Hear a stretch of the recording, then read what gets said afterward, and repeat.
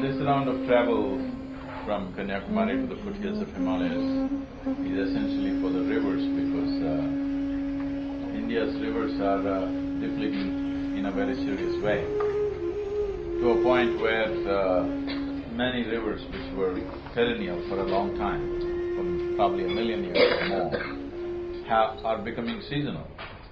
As you know, you're close to Krishna. Krishna is almost gone. The water in Krishna is from Godavari.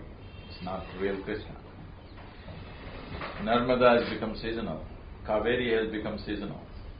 To a point where the scientific projections show that in another 15 to 20 years, literally 60% of the rivers in the country will become seasonal. So essentially, why this is happening is, there are two types of rivers in the country or in the world. One is glacier-fed rivers, the others are forest-fed rivers. In our country, only 4% of the water is glacier-fed, rest is all forest-fed. Forest-fed essentially means when precipitation happens, when rain happens, because of the root system and the bioactivity that is there, the water that comes down will sink into the earth, is held there through the aquifers. It's a complex system, how the river water comes. But we have removed forests and tree cover in a big way. So whenever it rains now we have either flood or drought, flood or drought. The cycle of flood and drought is happening all over the country, as you almost every day see in the newspapers. Somewhere in one place there is flood, in another place there is a drought. So this is going towards a very serious situation where by 2030 it is estimated we will have only 50% of the water that we need for the population. I wanted to just imagine the civil strife that it will cause. And already in many places, average distance in many villages that people are walking to get water is about 4.5 kilometers. So this distance is going to increase. As the distance increases, civil tensions will also increase. And if cities are well provided for, it's not far away when millions of rural people will just come and camp in the cities, and it will lead to total chaos. So this is not alarmist activist talk, this is proper science, it's definitely going there. Everybody knows this is happening. We also know what's the solution, but nobody to tie it together. So I thought it's time to take it in our hands and see how to put it together. When I was at Puducherry, the Chief Minister there, Sri Narayan Swami, said, Sadhguru, 25 years ago when I was in Rajiv Gandhi's cabinet, we had a very similar policy plan which was prepared by the experts in the government, and we wanted to pass it. But we could never get concurrence from the states. We tried very hard, but states would never agree for anything. So this has been the biggest hurdle, that because rivers are a concurrent subject between center and state, the states never came together as one voice. So they could never pass any policy. All the river policies that we have till now are only about how to share the water, not about how to keep the river going and flowing 12 months in the year. This time, fortunately, all the states, literally all the states, the chief ministers are participating in the events. All the governments are totally with us, and most of the governments are signing MOUs as to how to implement it in their states. All this happening in a very effortless way. Only 2 chief ministers I met to convince them what the policy is about. The rest of them I just wrote a letter. Within 15 days, all of them confirmed their dates. So this is concurrence. One of the biggest hurdles we had towards a river policy just happened effortlessly. Now the next challenge is, if we aggressively implement this policy, it is a complex policy of nearly 700-page document which we will be presenting to the central government or the Prime Minister, and then to all the states and all the environmentalists and universities across the world. We are giving out these copies so that if anybody has contributions to make, we will give 3 to 4 months' time to do that. But if you make a policy like this, aggressive implementation will take 10 to 15 years' time. after the implementation happens, it will take another 5 to 10 years before actually you can see river waters coming up. So we are talking about a policy which has a gestation period of 20 to 25 years. This means 4 to 5 governments would have come and gone. Many of us may not be here in 25 years' time. Such a long-term policy, if a government, a democratically elected government, has to pass means people of the nation have to clearly say that we have matured, we are a responsible generation. If you do something for the future of this nation, for the future of the future generations of this nation, we will stand with you. This is why the missed call campaign that we are doing. We want 40% of the electorate to vote for it so that the government can pass it, because this policy involves very large financial outlays and there are many complexities of execution. Execution is not going to be simple. Fortunately, 25% of the land is still in the government hands. That we will make it into forest for sure, I have no doubt about that. But the remaining 75% is in the farmers' hands. Of this 6 to 8% is delta lands. We can leave the delta lands as they are. So 65% of the land, approximately 14,000 kilometer run of the river, which means 28,000 square kilometers, we want to turn it into plantations of fruits and other tree-based agriculture. Fundamentally shifting the riparian farmers from crop-based agriculture to tree-based agriculture. With this, the farmer's income can be raised anywhere between 3 to 8 times over. Only thing is, it will take 4 years minimum before he sees the income. In 7 years' time, 3 to 8 times over, he can increase his income. But those 3 to 4 years, he needs support. This is where the government's involvement becomes very key. And another aspect of this is, see, there are only 2 aspects to a river. Augmenting the river flow, another thing is managing the usage. When we say managing the usage, 84% of river water is used for agriculture right now. We are still irrigating the lands as we did 1,000 years ago. Many nations in this world are growing similar crops that we are growing, getting much better yields, but using 10 to 20% of the water that we are using, simply because they have brought in technologies. We had a few Vietnamese experts with us. They stayed here for 4 days and we were discussing many things. They said, shifting from paddy to fruit cultivation in their country, farmers' income has gone up 20 times over, 2,000%. We were amazed, how does it happen 20 times? They're laughing at us. They're saying, 20 years ago we came to India, studied in Indian universities. We took this knowledge and implemented it, you got PhD. So there is a huge knowledge base, but there is no agency, because in India everything is operating in silos. There is a university, there are academics, there are scientists, and the farmer is another world by himself. We want to set up agencies which will bring this knowledge to the land, so that these things, if we don't do now, we can't be going on doing things that we did 1,000 years ago. Even now, if you go in many parts of the country, we are still ploughing with a wooden plough, okay? We think it's romantic. There's nothing romantic about it, it's just that it is before Iron Age. Do you understand? I'm talking before Iron Age we were ploughing with wooden ploughs. We are still ploughing with wooden ploughs. Nobody gave that farmer a better plough. I'm saying we've just left them like this. 65% of the population is involved in farming. They are the people, today we are all sitting here and talking because somebody's asking us. The food doesn't come from the supermarket, the food comes from the land. This magic of turning soil or mud into food is not a small thing. You try to grow a crop and see what will happen to you. You may be very well educated, but you can't do it. It needs a certain intrinsic knowledge as to how to do this. So the person who does this magic for us of turning mud into food, we have treated them so badly that in the last 10 to 12 years, over 3 lakh farmers have committed suicide. Whenever these farmer suicides happen, the explanations that you will see in the media is that because the tomato prices dropped, he committed suicide. Because of some bank loan, he committed suicide.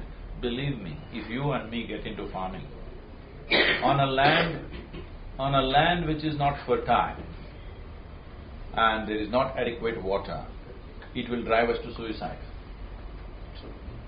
Because it's a heartbreaking activity to do that. Today, the soil in India is depleting in such a way, it is estimated in next 40 years, 60% of India will be uncultivable. The Rally for Rivers is about coming up with a comprehensive policy which is enforceable and implementable. So this needs the concurrence of state and center. Fortunately, the states have concurred. Center will definitely go with it because we have already consulted them on this. So the people also have to stand up and make their stand clear that long-term policy means all of us will have to go through some pain. That we are willing to go through this little pain for the future well-being of this nation is the statement that you're making when you do this missed call. Entire Telangana, all of you the stars, must make sure entire Telangana and Andhra Pradesh should make the call. Yes. And anyway, I have to say this, both Telangana and Andhra Pradesh governments are doing a fabulous job with water.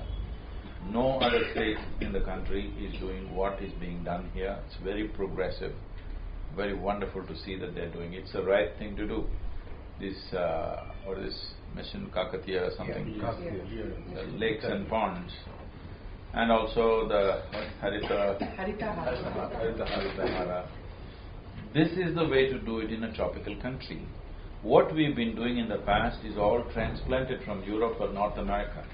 We must understand European nations receive nearly 225 days of rain in a year. But we have only 40 to 45 days rain. And this is a tropical country where temperatures are at least 15 degrees higher than what is there. So we cannot transplant those policies, we cannot transplant those methodologies. Tropical country has to handle this way. Right now what's being done in these two states is the best thing that can be done. There are other scientific aspects to it. We are looking forward to work with the governments to see how we can introduce other dimensions to it. But this is definitely the right direction what they're taking. Any questions? Thank you, Sadhguru. I think you've created such a large awareness and much need of the hour right now. Once the director of No Names to be Taken, he told me, Charan, I'm making a movie in the future. It's a war-based movie, a couple of years back, and he said it's the concept of the war is a fight for water. I thought he was a mad guy. That he had no other better cause for a war apart from, not usually it's land and everything. Now I realize what a foresight he had, that this is happening actually. Drinking out of plastic bottles, we think we are all fine sitting at home. How has been the response to it? It's been the 14th day. I said only 2 chief ministers I had to meet to convince. Others I just wrote a letter and they respond. On a larger scale, we understood planting horticulture on either side of the river. See, the important thing is the land should be in shade. If organic, to call soil as soil, according to the UN standards, there must be a minimum of 2% organic content. But in states like Punjab, Haryana, Marathwada, southern Tamil Nadu, some parts of Andhra Pradesh, the soil, organic content in the soil has become 0.05%, not 0.5, 0.05%. This means this soil will turn into sand in the next 3 to 5 years' time. We are making soil into sand by taking away all the organic content. The only way you can add organic content to the soil is the leaves of the trees and the animal waste. The trees are gone long ago and animals are all travelling overseas. See, if you cut an animal and eat, that's not the problem. The problem is when millions of animals are going away, what is going away is not meat. What is going away is topsoil. India has an average of 15 inches of topsoil.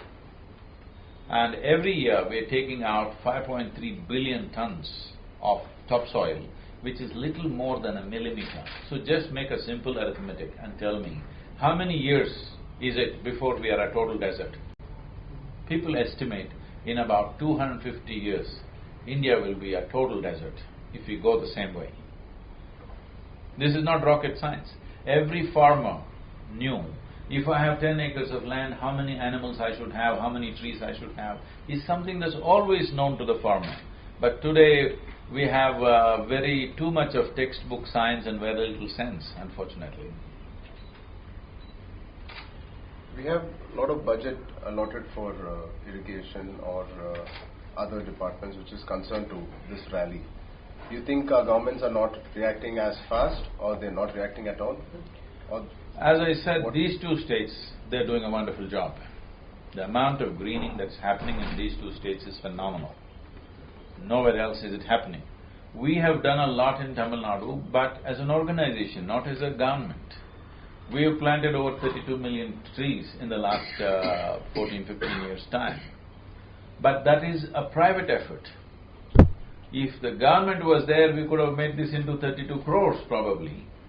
Now they are saying in Telangana they have a plan to plant some 290 crore trees or saplings. Wow. That's the way to go. Now we have an MOU with Maharashtra where we are planting 50 crore trees in the next 4 years. We have an MOU with Karnataka where they're planting 25 crore trees along Kaveri banks in the upper riparian area. This is the way to go. It is not like one NGO plants 10,000 trees and they're very happy. Somebody plants 1 lakh trees and they're very happy. This is not the way to go. It has to become an administrative process. It has to become governmental. Individual people, organizations doing is nominal. It is not really a solution. I have a question. Okay, so my question, it's actually 2 questions. So everyone thinks that organic food is only for the rich. So can you please tell us something about that? And also, how do we make farming cool? I mean, I don't think farming is cool. No. So how do we make farming cool if we want more people to do more agriculture? See, whatever ideas they have in urban areas, I must tell you, even today, it is only the poorest of the poor who eats organic food. Because in the villages, that's how it is. They're growing vegetables around their house. That's purely organic. Nobody's fertilizing them. So, the problem that's happened is this. In the last 40 years' time, we have moved, or we have tried to move, from subsistence farming to commercial farming. Subsistence farming means somebody had 3 acres of land, he grew everything that is necessary for his family on the land, he ate that, and he was healthy and well because he grew multiple crops. But today he is growing sugarcane, let's say. Now he is getting cash. But cash is not turning into nutrition. Cash is not transforming itself into nutrition. Today, if you see in the south, the main staple diet is just this: rice, tamarind, chili, onion. You have the meal. We know how to make tasty magic out of just tamarind, chili and stuff. If you go north, it's wheat. The rest is same. No tamarind, but chili, onion, it just happens. So, one thing that you see in the village is today, in these better off states, I'm talking about southern states which are considered to be better off states, if you go into a village, you will see at least 40 to 50% of the people, their skeletal system has not grown to full size. People think that's how the villagers are. That is not how a villager is supposed to be. A man who works so hard on the land, he is supposed to be built well, because he never ate properly all his life. Right from his childhood, he never got to eat properly. All of you make this much effort, okay? Only 2% of country's population can even think of sitting in a comfort like this. So at least keep your eyes open, because this is the only way your humanity will be on. Please just watch In Hyderabad city, things may be a little better, but if you drive around in the villages and things, just look at a human being, first of all, have they grown to their full size? You will see 60% have not grown to their full size. If body is not growing to their full size, obviously their brains are also not growing to full size. Yes? We are producing substandard humanity, underdeveloped humanity we are producing. We are going on talking about, the demographic dividend. You just go and see the quality of human beings we are producing, nutritional level. Apart from that, there is education, there is skill and many other things.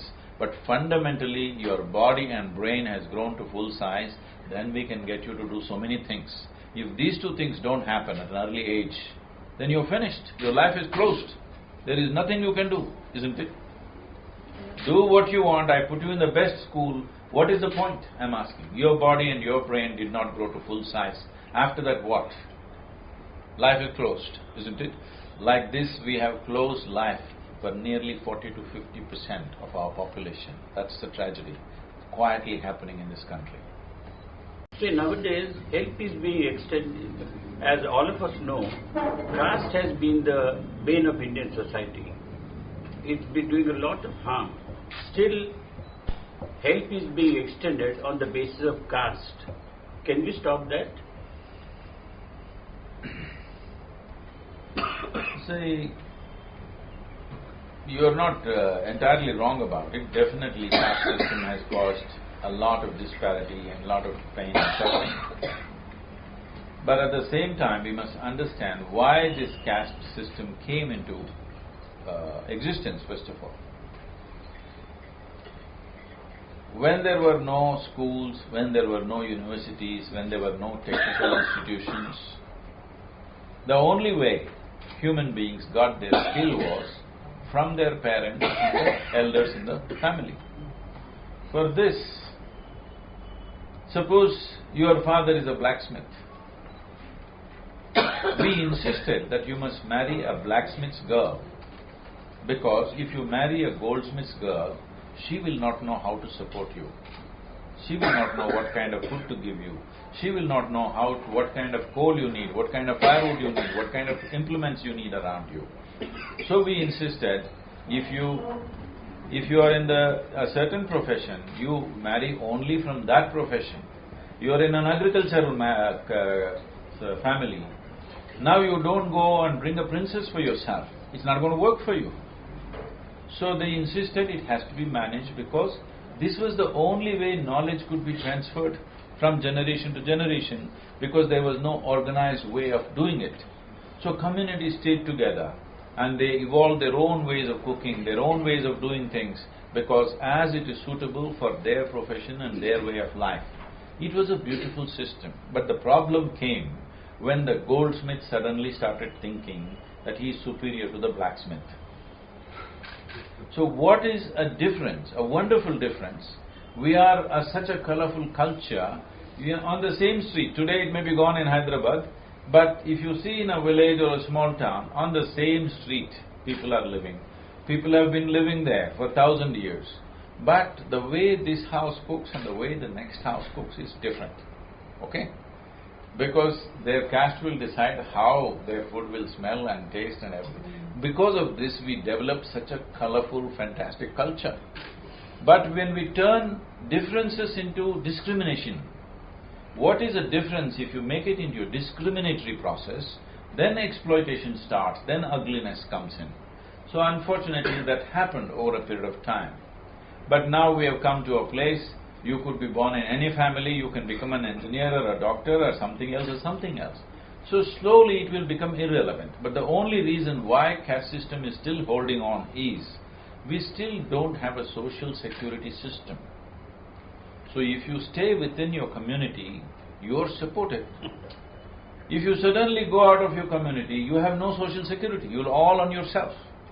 So that is one of the main reasons why rural societies stick with their own community, because suppose your life goes wrong, suppose accident happened, suppose you got injured, suppose you got sick, suppose your husband or wife, somebody died, who is there for you, I'm asking? Because there is no social security. The only way you have social security is sticking to your community. So this has been maintained like this. The discriminatory aspect of what is happening must be removed. This is what the governments have been trying to do ham-handedly, but the effort of all these reservations and other things is to take away the discrimination. But I don't think we should take away the differences. It's nice that the differences are there. That's why we are all different. That's what makes us colorful and nice. For all of us who are same, it will be too monotonous, isn't it? If I walk into your home, not just in India, anywhere, I am not somebody who ever inquires what is their cash because it doesn't even occur to me.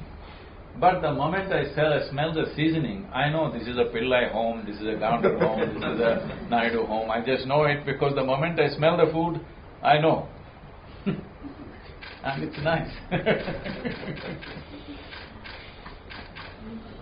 But Isha Foundation is doing really wonderful things.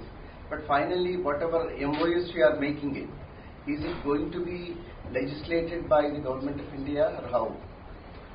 Otherwise tomorrow because of the politics. No, the MOUs are jumping the gun. MOUs are jumping the policy gun, okay? Before the policy comes, these are initiatives which have been taken by the state governments, which is wonderful. MOU has nothing to do with the policy. When the policy happens, it will be mandatory and implementable. So, to what extent can we make it mandatory is a questionable thing, because it has to be handled gently. Suppose farmers go, some rabble-rousers will come, some politician will come and say, they're trying to take your land, they're telling you what to do, let's protest, and immediately they'll burn the buses tomorrow. These things can happen in any moment. So what we are going to do the next thing is, in Maharashtra already the work is on. We want to set up large-scale modules. We've already done small modules. We want to set up large-scale modules. Let us say 50-kilometer stretch of a river, or 100-kilometer stretch of a river.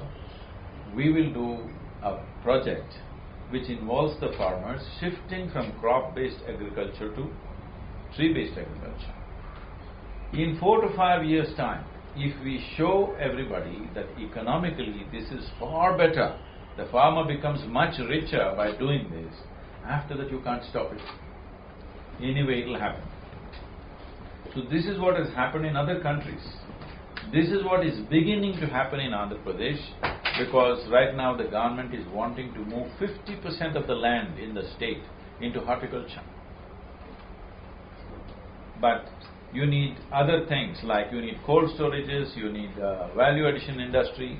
So we are with CII, and your mother is on that. And I also spoke to the CII council, they're very much into it. Only thing is the government has to again compensate this. We want the industry to invest first, and then the farmer will invest. Right now what's happening is the poor farmer will invest, he will grow the tree, and suppose his fruits rot in the market, he will chop down the tree or hang from the tree. This is what is happening. First, industry must invest and ensure that the farmer will get the price that he deserves, and all the volume of produce that he makes will be taken. I'm telling you, in the entire country, if you drive from Hyderabad to Vijayawada, you see maximum number of cold storages, private cold storages. Nowhere else in the country there is a facility like this. This is really fantastic. This is what needs to happen. Private agencies, private industry and business has to get into this. If they have to get into this, they need loans which have a larger gestation period, okay? If you get into business, maybe in 6 months you must start paying back. But if you get into agro-based industry, supportive industry for agriculture, you must give them 8 to 10 years gestation period to pay back. Only then this will work. This can be easily done. You're not giving away the money. You're only giving them a little holiday to pay back. So all these things are various aspects of the policy. The policy is essentially an economic policy with a significant ecological impact. Because if all the stakeholders don't benefit, it cannot succeed. First stakeholder is the river. River must benefit. River must flow 12 months of the year. That is the intent. And then the life in the river. When I say life in the river, Indian rivers have the maximum number of species in fresh water compared to any continent. Indian subcontinent has the highest number of species of life, particularly fish. There are over 1,000 varieties of fish in the Indian rivers. All of you must be enjoying Godavari Krishna, but Krishna fish is gone, all right? We do not know exactly how many are gone in the last 25 years, but scientists estimate anywhere between 15 to 20% of the fish species may be gone for good, because perennial rivers, when they become seasonal, that part of the river, a certain species were there, they are completely gone. So, but there are no studies to tell us exactly what. So the life that lives in the river, that's the second stakeholder. The third is the farmer. The fourth is the larger community, all of us who live in cities. And the fifth is the governments and the administrations, because their income and their revenue should go up too. Only when all the stakeholders benefit, any policy will be successful. Unfortunately, we've not been looking at it this way. When we talk ecology, we always talk against somebody. This must go. So, in any place, whether it's marketplace or marriage, unless both the parties benefit, it will not sustain, isn't it? It's a simple principle. So, everybody has to benefit, only then it will sustain. So, it's essentially an economic policy with significant ecological impact. We take one question. Anybody? This is away from the reverse topic. Everybody talks of either attaining spirituality or taking the path of spirituality. I've always struggled to understand the actual path, what it actually really means in it, and what is your personal path in terms of your gateway to attain where you are right now in your life. Right now, I'm on the way to Mumbai.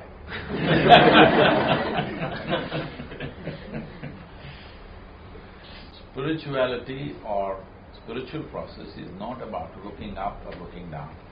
It is about turning inward. Inward means, were you born like this? That's a tough question. Same shape and size, I'm asking. No, it's evolution. No. Evolution happened long time ago. We were not born as monkeys and evolved into human beings. That didn't happen, all right? That happened a long time ago. You were born as a little baby, and now you've grown up this much. How did this happen? Food that you've eaten, isn't it? So what you call as my body right now is an accumulation. Yes? It's an accumulation. Whatever you accumulate can be yours, but can it ever be you? I'm asking. Whatever you accumulate can be yours. Can it ever be you? Probably not. Tell me for sure. No. Huh? Can it ever be you? It is yours, all right. I'm not disputing that for now. That also will come one day. But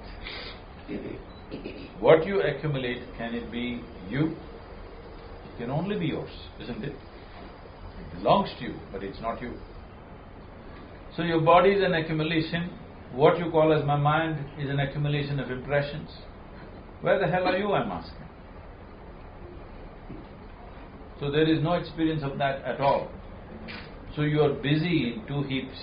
Heap of food that you gathered in the form of body and heap of impressions that you gathered in the form of mind. Physiological drama and psychological drama is all that's going on. But is it a fact that you exist? You doubting all this? Is it a fact that you exist? So no. You exist, right? Yes. Yes. So now the problem is just this. You know that you exist, but you do not know the nature of your existence. I'm asking you, can you conduct yourself really well through this life if you do not even know the nature of your existence? Can you? No. So that's spiritual process. Spiritual process means this. Do you agree with me that this body, this human mechanism is the most sophisticated gadget on the planet? Yes? Have you read the user's manual? No. That means you will conduct it by accident. Just many times it happens, you put your phone in your pocket, it calls somebody. That is also a call. I hope it's 89990, but you can't direct it, it'll call something. But that's how people are living right now. They're being peaceful, joyful, whatever is all by accident. Because it's so much by accident, so much fear, so much anxiety about every simple thing. What great things are people doing? Tell me. What every creature is doing, that's all we are doing. We are born, we grow up, we eat, we sleep, we reproduce, we die. Isn't it?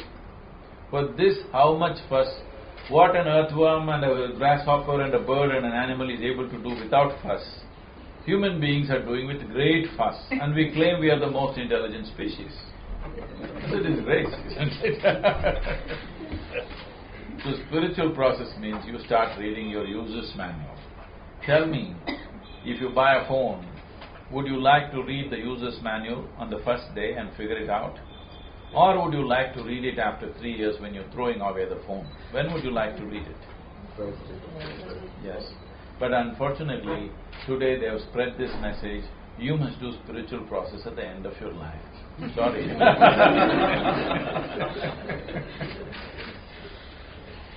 Please. You're saying by 2030 only half of our needs would be met through the river. So do you see by 2030 you would be tapping the ocean for the rest of our needs? See, you can never do agriculture with ocean water, please.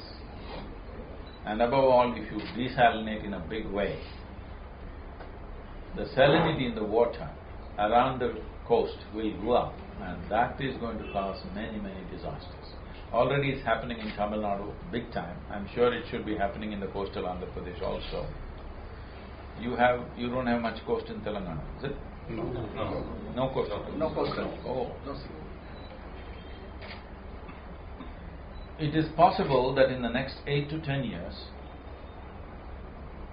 nearly 100 kilometers inland in Tamil Nadu will be saline water. This means Tamil Nadu will lose nearly 1.2 lakh square kilometers of farmland, because saline water is slowly moving up, because we keep sucking out the groundwater. We are going 2,000 feet and sucking out groundwater. It has to fill up with something. When the ocean is there, naturally the water finds its way. Already it's come 30-40 kilometers inside. They are expecting it will come to 100 kilometers in the next 8 to 10 years. This means nearly, probably 10% of Tamil Nadu will be gone. Saline water, you can't grow a thing.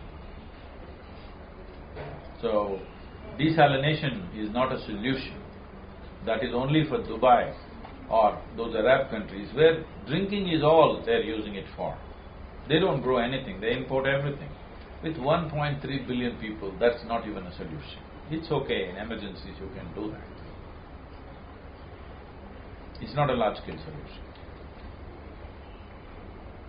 So, Guru, my name is Sai, I'm a lung doctor. My business is because of tobacco.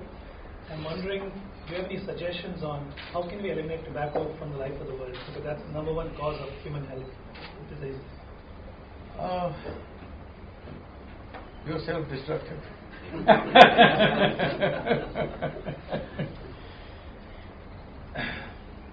I don't think tobacco is the number one cause. People are doing many unhealthy things. Tobacco is just one more of them. I am not saying I am for it. Today we are trying to produce cars without smoke. This machine is not made to smoke, all right? Simple sense. But people find some pleasure and stimulation by doing that. A strong cup of coffee can kill you as much as cigarettes can do. You know that. So are we going to remove all these things? Alcohol is being propagated heavily. Alcohol kills more people than tobacco does. But even the activists are drinking, so they won't protest against that. Okay. I am not saying people should smoke. I am only saying these are all many, many issues, many unhealthy things we are doing. But why are we doing these unhealthy things? If you simply sit here, if you just close your eyes and sit here, if you are ecstatic by your own nature, would you want to smoke, drink? I'm sorry, but would you even want to watch a movie? Not a good thing to say here. But I'm saying the need for entertainment and pleasure becomes more and more when there is no joy within you. If you're joyful by your own nature, you will see you're just fine. All these things are not needed. So instead of helping people, how they can become joyful, this is the greatest chemical factory on the planet, isn't it? Only thing is you are a bad CEO. If you manage this well, this will be blissful. If it's blissful, do I want to mess it with this? I am not against tobacco, but I never smoke. Okay? Because if you're against it, you will go towards it. If you are simply in a state where you're feeling wonderful right now, sitting here, why would you want to smoke or drink? You look at my eyes and say, I'm always stoned. I never touched a substance, but I'm always stoned because this is the best chemical factory on the planet. You just have to change the CEO or train the CEO. If you come, I'll train